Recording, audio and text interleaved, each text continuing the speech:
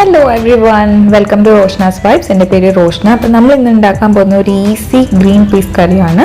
അതിനുവേണ്ടി ഞാനൊരു കുക്കർ എടുത്തിട്ടുണ്ട്. കുക്കറിലാണ് നമ്മൾ ഉണ്ടാക്കാൻ പോകുന്നത്. അപ്പോൾ ഈ ഗ്രീൻ പീസ് വന്നിട്ട് ഞാനൊരു 6-7 മണിക്കൂർ സോക്ക് ചെയ്ത് വെച്ചതാണ്. എന്നിട്ട് നന്നായിട്ട് ഒന്നുകൂടെ കഴുകിയിട്ട് കുക്കറിനകത്തോട്ട് ഇട്ട് കൊടുത്തിട്ടുണ്ട്. ഇനി നമുക്കിതിലേക്ക് കുറച്ച് ഉപ്പിട്ട് കൊടുക്കാം ആവശ്യത്തിന്. ഇനി നമുക്കിതിലേക്ക് കുറച്ച് വെള്ളം കൂടെ ഒഴിച്ചു കൊടുക്കാം. വെള്ളത്തിൻ്റെ ക്വാണ്ടിറ്റി എങ്ങനെയാണെന്ന് വെച്ചിട്ടുണ്ടെങ്കിൽ നമ്മുടെ ഗ്രീൻ പീസ് മുങ്ങി അതിൻ്റെ കുറച്ച് മേളിൽ വരുന്ന രീതിയിൽ വേണം, ആ ഒരു ലെവലിൽ വേണം വെള്ളം ഒഴിച്ചു കൊടുക്കാൻ വേണ്ടി.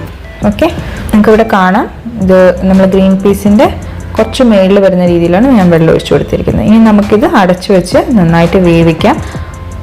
എനിക്കിവിടെ 7 വിസിൽ വന്നപ്പോഴത്തേക്കും നമ്മുടെ ഗ്രീൻ പീസ് നന്നായിട്ട് വെന്ത് കിട്ടിയിട്ടുണ്ട്. എല്ലാവർക്കും ഇത് ഡിഫറെൻ്റ് ആയിട്ടായിരിക്കും വരിക. എല്ലാവർക്കും ഈ പറയുന്ന പോലെ 7 വേണ്ടി വരില്ല. ചിലപ്പം 2-3 ഒക്കെ ആകുമ്പോഴത്തേക്ക് തന്നെ നന്നായിട്ട് വെന്ത് കിട്ടും.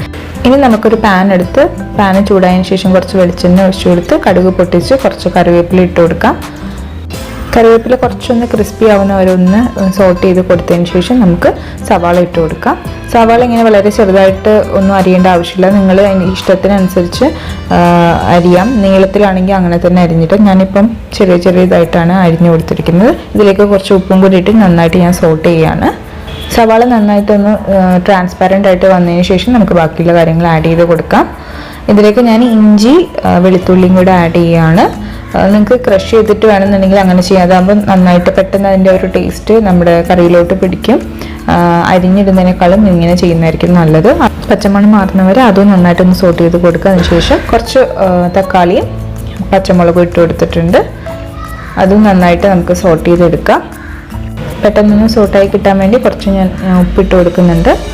എന്നിട്ട് നമുക്ക് നന്നായിട്ട് സോട്ട് ചെയ്യാം. അടച്ചു വെച്ച് വേവിക്കാം. നമ്മുടെ തക്കാളിയും പച്ചമുളകൊക്കെ നന്നായിട്ട് വെന്ത് വന്നിട്ടുണ്ട്. ഈ ഒരു സമയത്ത് നമുക്ക് മസാലകളൊക്കെ ഇട്ട് കൊടുക്കാം.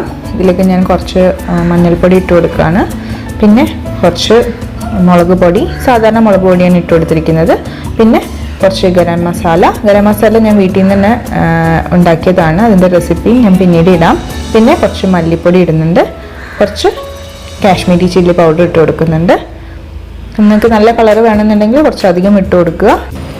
നമ്മൾ ഓൾറെഡി കുറച്ച് പച്ചമുളക് ഇട്ട് കൊടുത്തിട്ടുണ്ട്. അതുകൊണ്ട് നമ്മുടെ സാധാരണ മുളക് പൊടി ഇടുമ്പം ശ്രദ്ധിക്കുക. ഒരുപാട് എരിവ് വേണമെന്നുണ്ടെങ്കിൽ അതിനനുസരിച്ച് ഇട്ട് കൊടുക്കുക.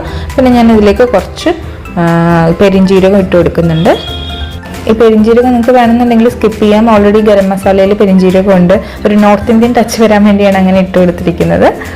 മസാലയൊക്കെ നന്നായിട്ടൊന്ന് സോട്ടായി വന്നതിന് ശേഷം പച്ചമണം പോയതിന് ശേഷം നമുക്ക് ആ മസാല മുഴുവനുമായിട്ട് നമ്മുടെ കുക്കറിലോട്ട് ഗ്രീൻ പീസിൻ്റെ മേളിലോട്ട് ഇട്ട് കൊടുക്കുക. എന്നിട്ട് നന്നായിട്ട് മിക്സ് ചെയ്യുക. വേറെ ഒന്നുമില്ല, ഇനി ഒരുപാട് കാര്യങ്ങളൊന്നും ചെയ്യാനില്ല. വളരെ എളുപ്പത്തിൽ ഉണ്ടാക്കാൻ പറ്റുന്നതാണ്. ഇനി ഞാൻ ഇതിലേക്ക് കുറച്ച് ചൂടുവെള്ളം, തിളപ്പിച്ച വെള്ളം ഒഴിച്ചു കൊടുക്കുകയാണ്. കറിയുടെ ക്വാണ്ടിറ്റി കുറച്ച് കൂട്ടാൻ വേണ്ടിയിട്ടാണ്. അപ്പോൾ പച്ചവെള്ളം ഒഴിച്ചു കഴിഞ്ഞാൽ നമ്മൾ കറിയുടെ മൊത്തത്തിലുള്ള ടേസ്റ്റ് പോകും. അതുകൊണ്ട് ആരും പച്ചവെള്ളം ഒഴിച്ചു കൊടുക്കരുത്. ഇനി ലാസ്റ്റായിട്ട് നമുക്ക് കുറച്ച് ജാഗ്രി പൗഡർ ഇട്ട് കൊടുക്കാം. നിങ്ങൾക്ക് വേണമെന്നുണ്ടെങ്കിൽ ഷുഗർ ഇട്ട് കൊടുക്കാം. എന്തിനാണ് ഇങ്ങനെ ചെയ്യുന്നതെന്ന് വെച്ചിട്ടുണ്ടെങ്കിൽ പുളിയും എരിവും ഒക്കെ ഒന്ന് ഒരു ബാലൻസ് ആയി കിട്ടാൻ വേണ്ടിയിട്ടാണ് അങ്ങനെ ചെയ്യുന്നത്. അപ്പോൾ അത് നമ്മുടെ ഈസി ഗ്രീൻ പീസ് കറി ഇവിടെ റെഡി ആയിട്ടുണ്ട്. അപ്പോൾ എല്ലാവരും ട്രൈ ചെയ്യണം. ഈ ഒരു വീഡിയോ ഇഷ്ടപ്പെട്ടെങ്കിൽ ലൈക്ക് ചെയ്യാൻ മറക്കരുത്. സബ്സ്ക്രൈബ് ചെയ്യാതെയാണ് കാണുന്നതെങ്കിൽ എന്തായാലും പോയി സബ്സ്ക്രൈബ് ചെയ്യുക. ഇപ്പോഴത്തെ സബ്സ്ക്രൈബ് ചെയ്യുക. അപ്പോൾ നെക്സ്റ്റ് നല്ലൊരു വീഡിയോ ആയിട്ട് കാണാം. Thank you so much for watching.